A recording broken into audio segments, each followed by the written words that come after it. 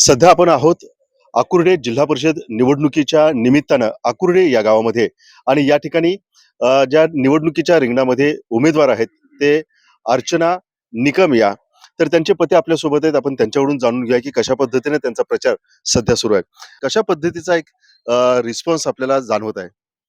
आपण गेल्या 1-2 वर्षाच्या कालावधीमध्ये लाडक्या बहिणीची योजना असेल, संजय गांधीची योजना असेल, सर्वच रेशन कार्डाची योजना असेल, गोठ्यांची योजना असेल आणि वैयक्तिक लाभांसह अनेक सामाजिक कार्यात अग्रेसर आहोत. य आपल्या विभागामध्ये असणारे रस्ते, पाणी, वीज या सर्वच प्रश्नामध्ये आपण सातत्याने पाठपुरावा करत असल्यामुळे लोकांच्या गरजेच्या बाबीवर सातत्यानं पाठपुरावा केल्यामुळे लोकांनी आपल्याला या निवडणुकीमध्ये भरभरून पाठिंबा दिलेला आहे. सध्या निवडणुकीच्या या प्रचारामध्ये कोणत्या मुद्द्याच्या भोवती ही निवडणूक राहील असं तुम्हाला वाटतं? हा विभाग सह्याद्री परिसरातील हा अतिशय डोंगराळ एरियातील परिसर आहे आणि इथे विकास कामाचा मुद्दा हाच गाजणार आहे. ज्यावेळी नामदार प्रकाश आंबेडकर हे आमदार झाले पहिल्यांदा 2014 साली, त्यावेळी या भागातली परिस्थिती आणि आजची परिस्थिती ही खूप बदललेली आहे आणि या मुद्द्यावरच आम्ही ही निवडणूक पुढे नेणार आहे. पाणी प्रश्न, रस्त्याचे प्रश्न, लाईटचे प्रश्न आणि वैयक्तिक योजना ह्या सर्व विषयावर आपण ही निवडणूक पुढे नेणार आणि जिंकणार आहोत. अर्चनाताई सध्या निवडणुकीच्या रिंगणामध्ये आहेत आणि विशेषतः महानगरपालिकेच्या निवडणुका बघितल्या किंवा गेल्या काही दिवसांच्या जर निवडणुका बघितल्या तर लाडक्या बहिणी या कायम गेम चेंजर ठरलेल्या आहेत. यावेळेस लाडक्या बहिणी कोणाच्या बाजून राहतील?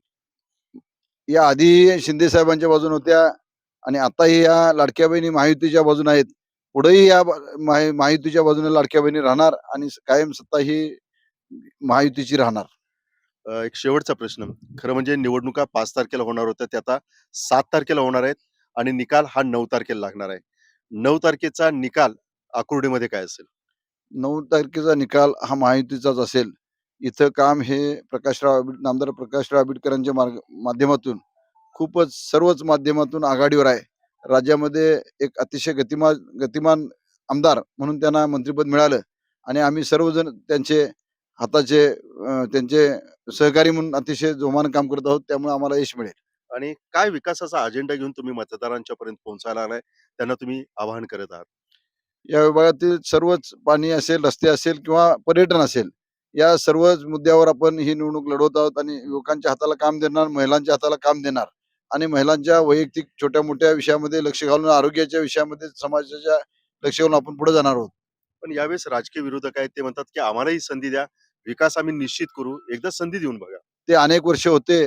त्यांना गेली 25-30 वर्षे ते सत्तेत आहेत. त्यांना काही करता आलं नाही. त्यामुळे आम्ही पुढे आलेलो आहोत आणि त्यामुळं त्यांनी न केलेल्या मुद्द्यावर आम्ही आता अनेक कामामध्ये विकास काम केल्यामुळे आम्हाला लोकांनी उचलून धरलेलं आहे. तर एकंदरीतच आम्ही जी काही विकास कामं केलेली आहेत त्याच मुद्द्यांवरती जनता मतदान करेल आणि 7 तारखेला महायुतीचा गुलाल नक्की असणार आहे, हे त्यांनी सांगितले. तर येत्या 7 तारखेला कशा पद्धतीनं मतदार कुणाच्या बाजूने कौल देणार हे पाहणं खूप महत्वाचं आहे. आपण आकुर्डे गावामध्ये आणखी काही जणांशी ग्राउंडवरती जाऊन नेमकं मतदारांना काय हवंय, जनतेचा जाहीरनामा काय त्यांना हवाय हे जाणून घेऊया लाईव्ह मराठीवर.